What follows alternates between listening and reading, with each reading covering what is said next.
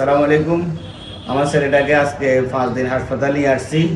প্রথমে ছিল মেডিসিনে, ওনার সমস্যা হয়েছিল সাইড অ্যাফেটিস বলে, মানে ফাঁসে একটা ব্যথা। তো এটার জন্য অপারেশন করাতে হচ্ছে। প্রথমে মেডিসিনে ছিল, ওখানে প্রথমে চিকিৎসা দিছি 10,000 টাকার মতো খরচ, এবং পরে ওইখান থেকে আমরা নিয়ে আসছি কোথায়, ফেনী আলবারাঘাট। আলবারাঘাটে এখন টোটাল একটা হিসেব নিলাম ওনাদের থেকে কত টাকা আমাদের 7 দিনে আসলো। তো এখানে দেখতেছি 7 দিনে শুধু হাসপাতাল আর অপারেশনের বিল আসছে 53,450 টাকার মতো, এই দেখেন। আর ওষুধের বাবদ খরচ আসছে মনে করেন এখানে 10,683 টাকা।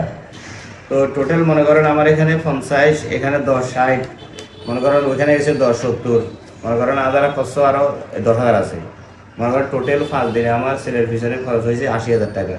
তো এটা বড় কথা নয়, আলহামদুলিল্লাহ আমার ছেলেটা এখন সুস্থ আছে।